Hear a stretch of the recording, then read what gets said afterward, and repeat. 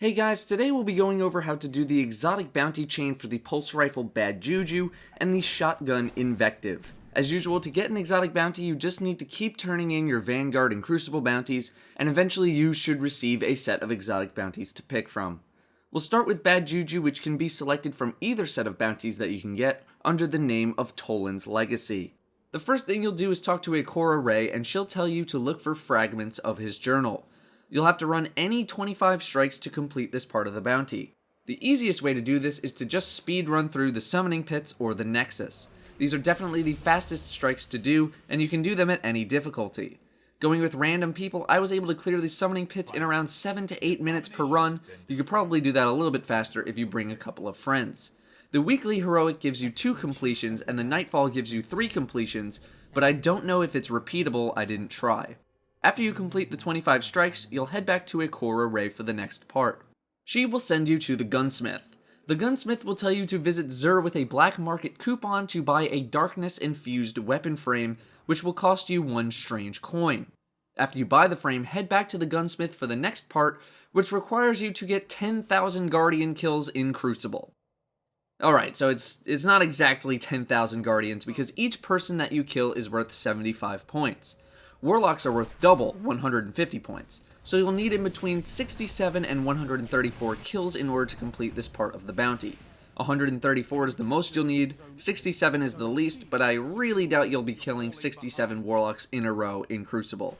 You do not lose points for death, so die as much as you want, but obviously staying alive is a little bit better. You can run whatever mode that you want. I like Control because compared to something like Rumble, where 25 kills is the most that you can get, with Control, you can get more than 25 per game depending on your skill level. After you get your 10,000 Guardian points, head back to the gunsmith to get your shiny new Bad Juju. Bad Juju is definitely not the strongest exotic weapon right now. With only 15 shots per reload without the bonus and very low impact, it has its problems. Even with its main bonus, it's not the best gun considering its very low damage, taking up to 8 or 9 headshots to kill in PvP, and even more shots without headshots, almost the majority of the magazine. With the bonus in PvE, it becomes an okay weapon, but definitely not the best. However, you shouldn't dismantle this weapon just yet, as Bungie knows that this weapon is not very good right now, and will be buffing Bad Juju sometime in the near future. I will have a pre-buff and post-buff comparison video when the buffs come to this weapon. I will say that this bounty is more along the lines of what I expect for an exotic weapon bounty compared to something like Super Good Advice, where the hardest part of getting Super Good Advice was simply waiting for Zur. We'll move now to the exotic bounty for Invective, which is a shotgun and has a somewhat similar mission pattern as Bad Juju. I actually did both of these at the same time. To get the shotgun Invective, you should select the option A Dubious Task. If you do not have that option, then you cannot get Invective with the batch of missions you received. The first thing you'll do is talk to Akora Ray, and she'll tell you to go complete 5 strikes without dying. The easiest way to do this is to just speed run through the summoning pits or the nexus, much like if you were doing Bad Juju. These are definitely the fastest strikes to do, and you can do them at any difficulty. Going with random people, I was able to clear the summoning pits in around 7 to 8 minutes per run, probably a little bit faster if you bring a couple of friends. You should definitely play it a little bit safer since you don't want to die, although supposedly if you're playing with friends, if you die you can go back into orbit and join back on your friends who are still in the strike and the death will be removed, something that really needs fixing in my opinion. I'm not saying you should be careless despite that information because it still takes up a little bit of your time. After you complete those 5 strikes, head back to Akora Ray for part 2. She'll tell you to earn a 25 kill death spread in the Crucible. This does not mean you have to go into a game of Crucible and get a KD ratio of 25 in one game. This means that at any given point during this part of the mission, you need to have 25 more kills than deaths. For example, if you get 17 kills in a game and 9 deaths, you'll be at 8 out of 25 for this mission.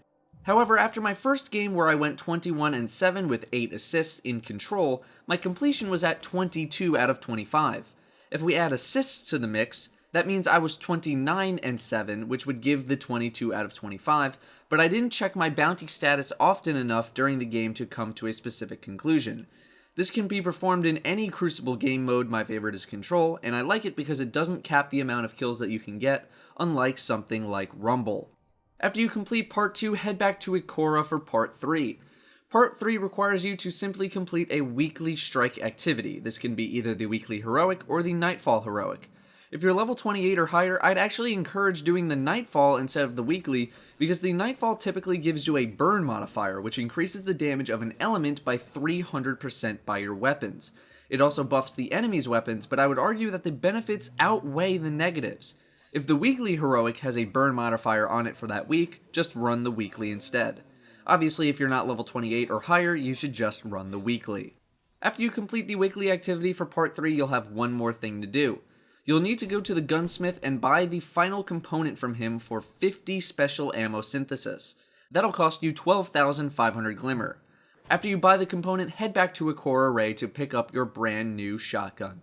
I haven't done Pocket Infinity yet, but I'd have to say that so far this is probably my favorite exotic bounty because it had you do a little bit of everything. Prove yourself in strikes, PvP, and do something in the post-20 world of Destiny. I hope to see a lot more bounties like this one, and ones that are even harder than this in the future. As for the shotgun itself, all of its stats are pretty average, but the reload is very slow. However, the main draw of this weapon is its continually refreshing ammo so that you'll never run out. But there you have it, guys and gals, Bad Juju and Invective. Like I said, hang on to Bad Juju and wait for that buff before dismantling it. Hopefully they'll be buffing the damage or ammo capacity on it, or both, if we're lucky. That'll do it for me, everyone. Thank you very much for watching, and I'll see you next time.